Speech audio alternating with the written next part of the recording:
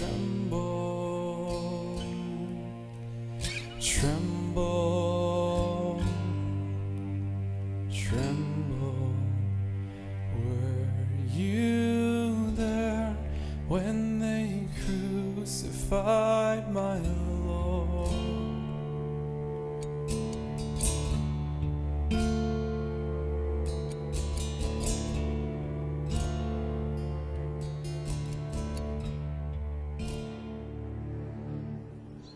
When Jesus had spoken these words, he went out with his disciples over the brook Kidron, where there was a garden, which he and his disciples entered. And Judas, who betrayed him, also knew the place, for Jesus often met there with his disciples. Then Judas, having received a detachment of troops and officers from the chief priests and Pharisees, came there with lanterns, torches, and weapons. Jesus, therefore, knowing all things that would come upon him, went forward. Whom are you seeking? Jesus of Nazareth. I am he. And Judas, who betrayed him, also stood with them. Now when he said to them, "I am he," they drew back and fell to the ground.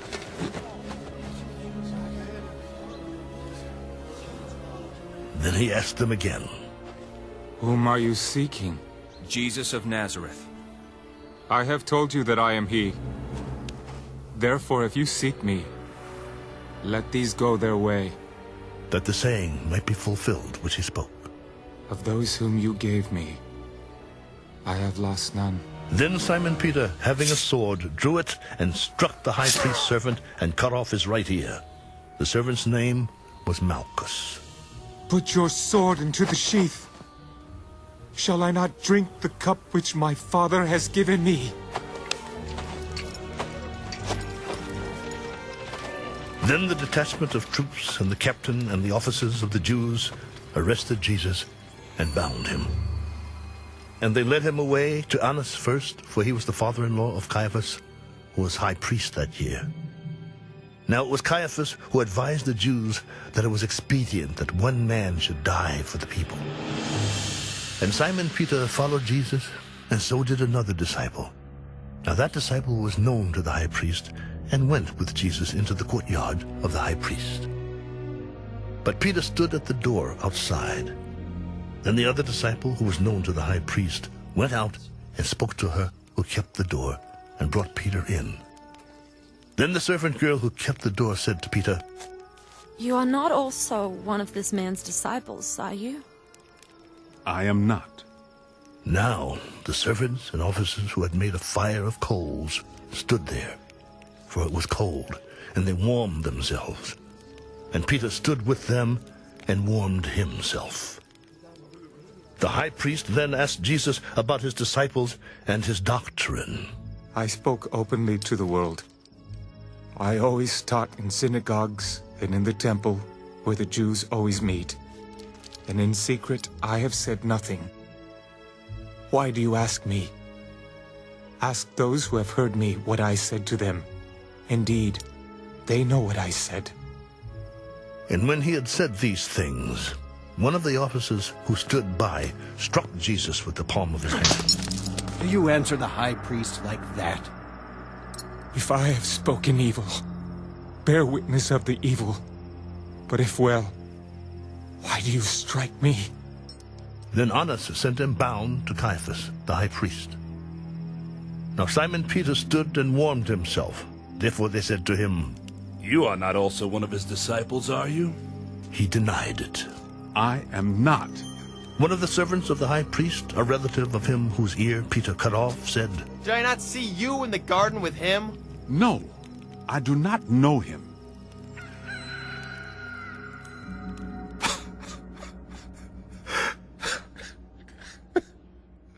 Then they led Jesus from Caiaphas to the praetorium, and it was early morning. But they themselves did not go into the praetorium, lest they should be defiled, but that they might eat the Passover. Pilate then went out to them and said, What accusation do you bring against this man? If he were not an evildoer, we would not have delivered him up to you. You take him and judge him according to your law. It is not lawful for us to put anyone to death. That the saying of Jesus might be fulfilled which he spoke, signifying by what death he would die. Then Pilate entered the praetorium again, called Jesus, and said to him, Are you the king of the Jews? Are you speaking for yourself about this? Or did others tell you this concerning me? Am I a Jew? Your own nation and the chief priests have delivered you to me. What have you done? My kingdom is not of this world. If my kingdom were of this world, my servants would fight, so that I should not be delivered to the Jews. But now my kingdom is not from here. Are you a king, then? You say rightly that I am a king. For this cause I was born, and for this cause I have come to the world, that I should bear witness to the truth. Everyone who is of the truth hears my voice. What is truth? And when he had said this, he went out again to the Jews. I find no fault in him at all. But you have a custom that I should release someone to you at the Passover. Do you therefore want me to release to you the King of the Jews? Then they all cried again, Not this man, but Barabbas! Now Barabbas was a robber.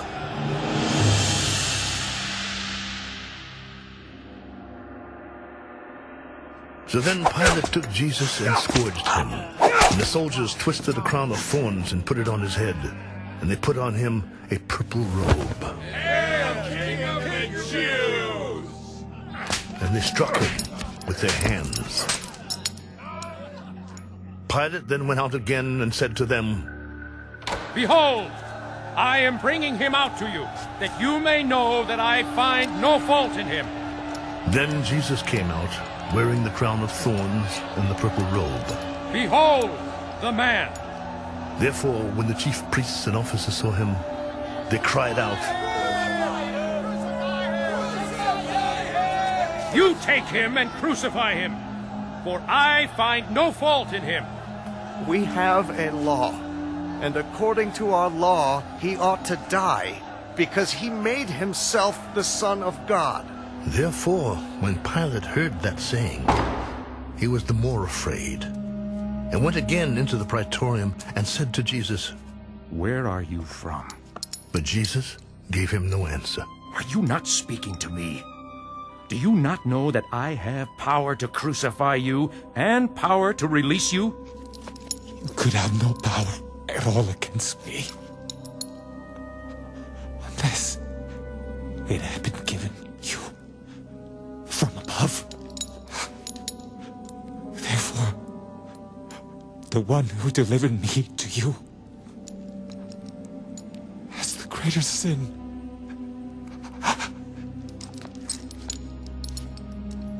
From then on, Pilate sought to release him. But the Jews cried out, If you let this man go, you are not Caesar's friend. Whoever makes himself a king speaks against Caesar. When Pilate therefore heard that saying, he brought Jesus out and sat down in the judgment seat in a place that is called the Pavement, but in Hebrew, Gabbatha. Now it was the preparation day of the Passover, and about the 6th hour. And he said to the Jews, Behold your king! But they cried out, Away with him! Away with him! Crucify him! Shall I crucify your king? We have no king but Caesar.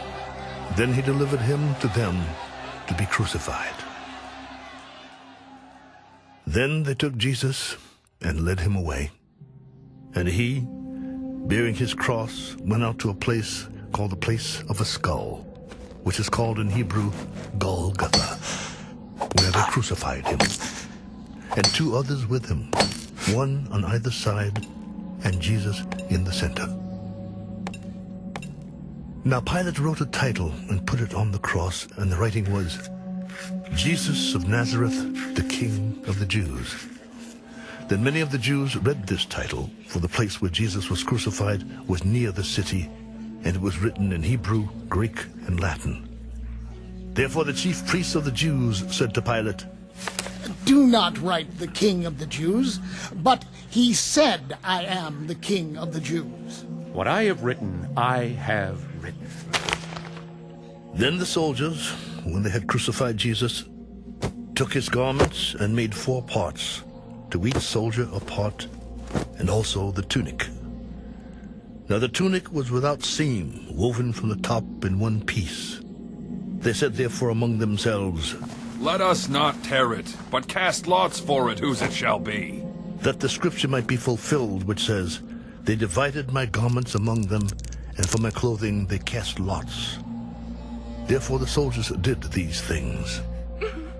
Now there stood by the cross of Jesus his mother, and his mother's sister, Mary the wife of Clopas, and Mary Magdalene. When Jesus therefore saw his mother and the disciple whom he loved standing by, he said to his mother, Woman, behold your son. Then he said to the disciple, Behold your mother. And from that hour, that disciple took her to his own home. After this, Jesus, knowing that all things were now accomplished, that the scripture might be fulfilled, said, I thirst. Now a vessel full of sour wine was sitting there, and they filled a sponge with sour wine, put it on hyssop, and put it to his mouth. So when Jesus had received the sour wine, he said, It is finished. And bowing his head, he gave up his spirit.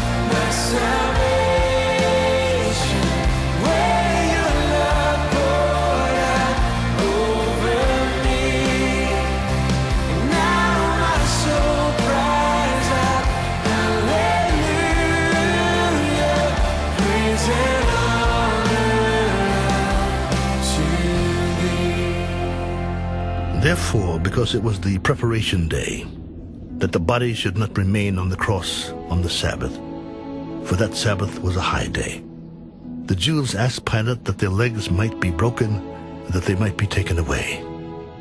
Then the soldiers came and broke the legs of the first and of the other who was crucified with him. But when they came to Jesus and saw that he was already dead, they did not break his legs. But one of the soldiers pierced his side with a spear, and immediately blood and water came out. And he who has seen has testified, and his testimony is true, and he knows that he is telling the truth, so that you may believe. For these things were done, that the scripture should be fulfilled. Not one of his bones shall be broken. And again another scripture says, they shall look on him whom they pierced. After this, Joseph of Arimathea, being a disciple of Jesus, but secretly, for fear of the Jews, asked Pilate that he might take away the body of Jesus. And Pilate gave him permission. So he came and took the body of Jesus. And Nicodemus, who at first came to Jesus by night, also came, bringing a mixture of myrrh and aloes, about 100 pounds. Then they took the body of Jesus and bound it in strips of linen with the spices, as the custom of the Jews is to bury. Now in the place where he was crucified, there was a garden, and in the garden a new tomb in which no one had yet been laid. So there they laid Jesus, because of the Jews' preparation day, for the tomb was nearby.